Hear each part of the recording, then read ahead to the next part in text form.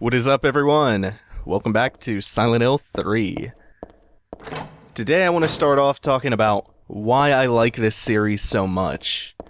Because I feel like since the beginning of the playthrough, I haven't really talked about that all that much. I've just kind of said, this is my favorite game in the series, it's one of my favorite games of all time, I love the series, stuff like that. Didn't really talk about why. What I love about Silent Hill as a horror franchise is it doesn't rely on startling you so much as it gets inside your head and it really starts to shake you. And it explores some really disturbing themes that are usually treated as too taboo for games, and even a lot of other storytelling media. It's what I think of when I think of the peak of psychological horror. Everything in Silent Hill is a manifestation of someone's inner demons.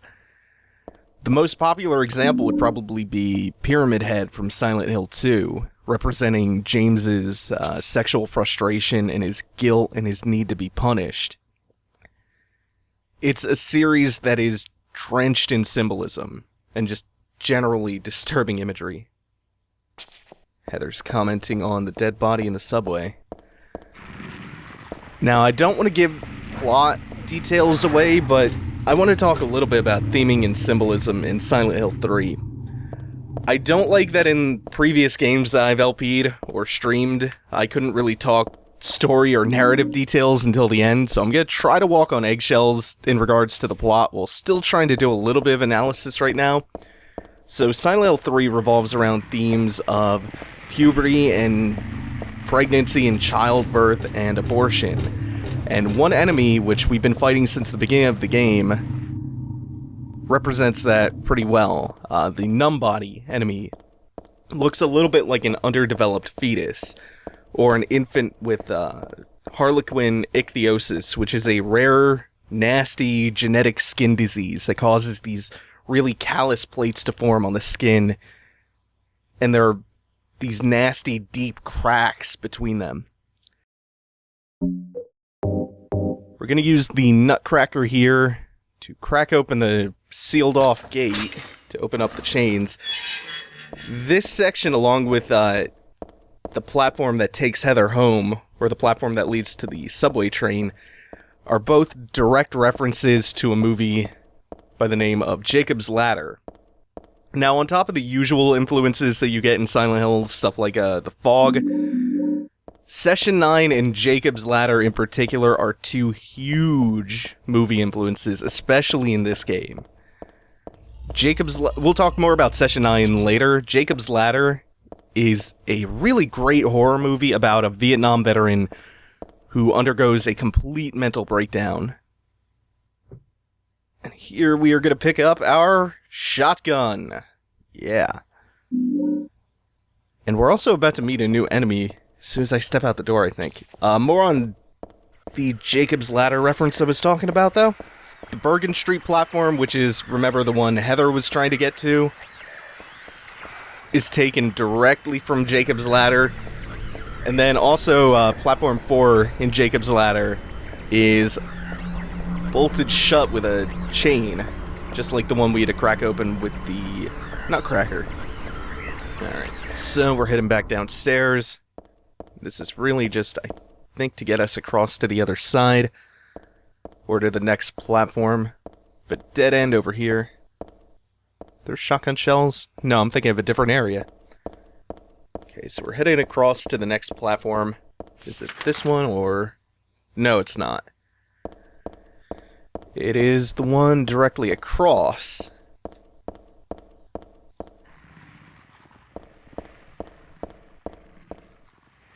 Alright, so we're going to hop down onto the tracks.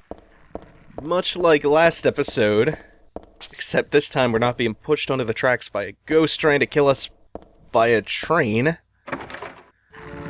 Ooh, double heads down on the track. There are 3 of them down here.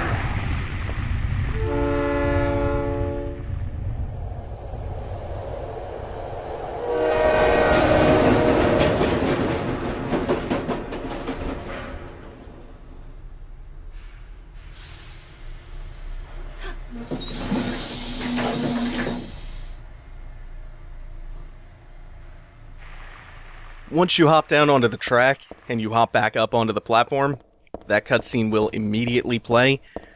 If you take your sweet time, though, and you take too long, the train will just come anyway and it will kill Heather, much like before when we were doing the Spirit of the Subway Easter egg.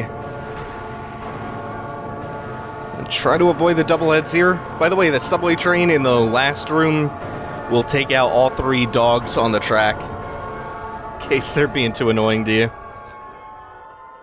So I believe we're coming up here, and there should be another set of stairs across. Yeah, so I believe I'm going down. Find out in just a second whether or not I'm right or wrong about that. I'm right.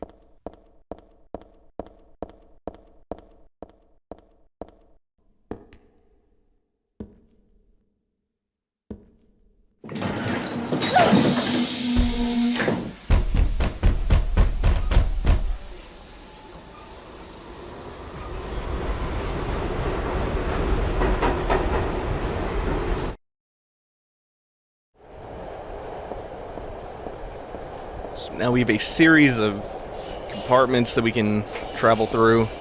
Not much going on in any of them. One of them has, I think, a couple shotgun shells. Another has an insane cancer, which is that giant bloated enemy we saw guarding the stairs before. They move much more quickly than you might think. Also, another fun fact about the numb bodies, they come in various sizes. I think one of these compartments has a giant numb body in it. Yeah, there it is. Flanked by a smaller numb body.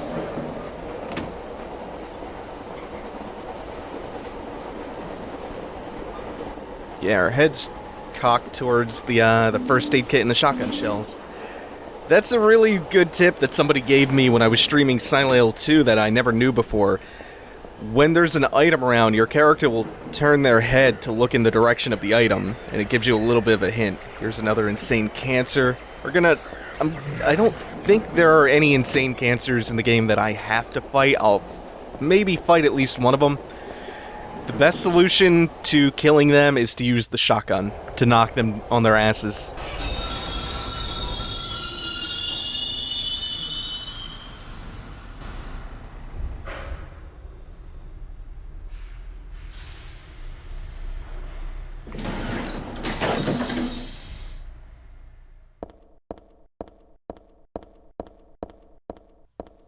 Must be the first car. Can't see through.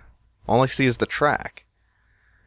So, there is no conductor train ahead of us. There's no conductor car.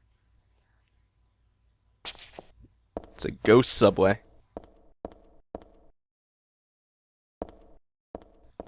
Do we have another message? So these save messages, these save symbols, hurt Heather's head to look at.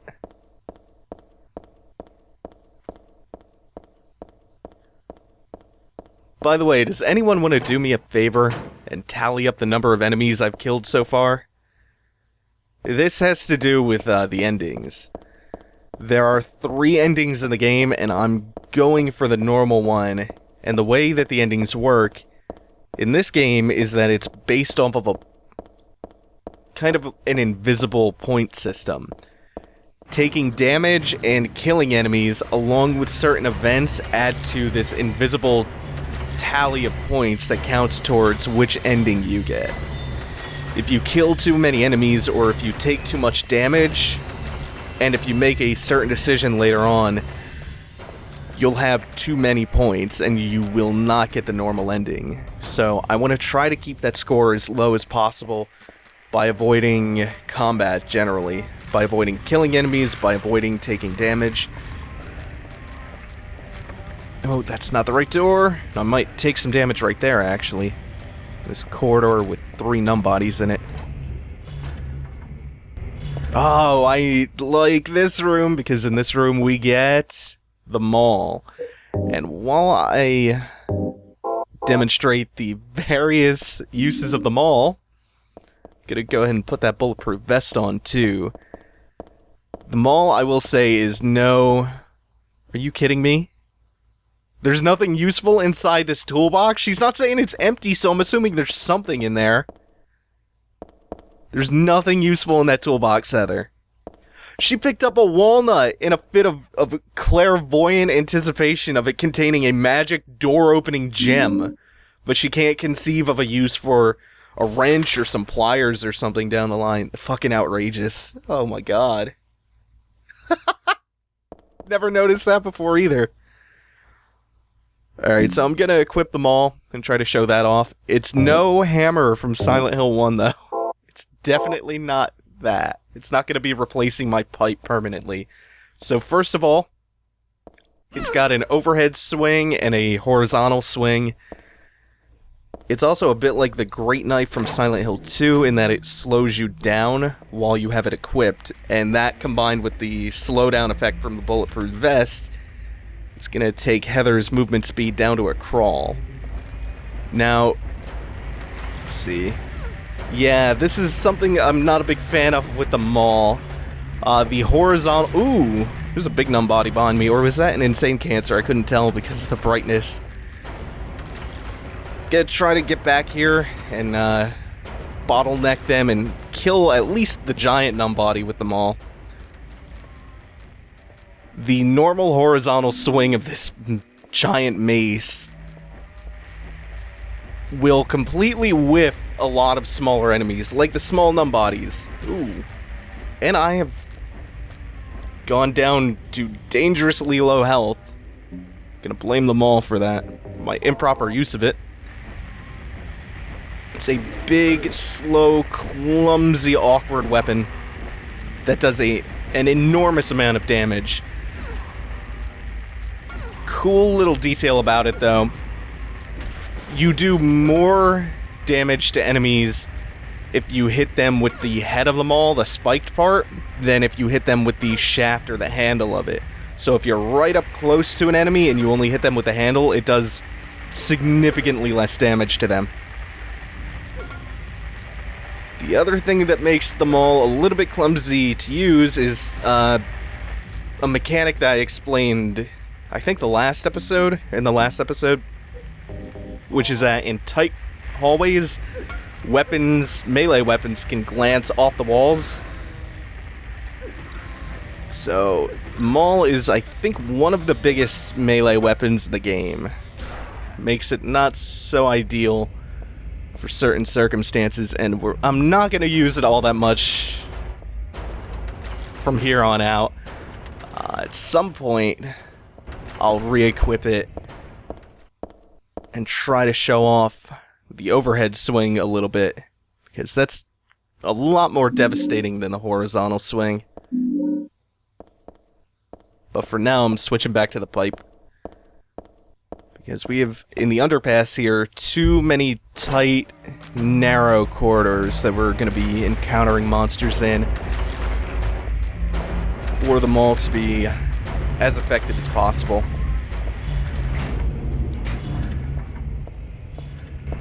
Trying to remember my way around here. It's not quite as complicated as you might think, because it's this... Ooh, god damn, that noise scared me. The screaming of the pendulums.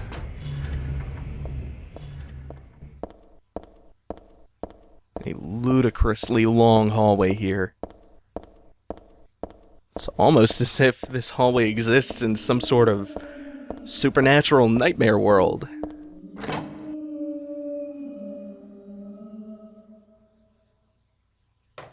What were those flames about? Is that just part of the loading screen, or feels like that skipped a cutscene or something?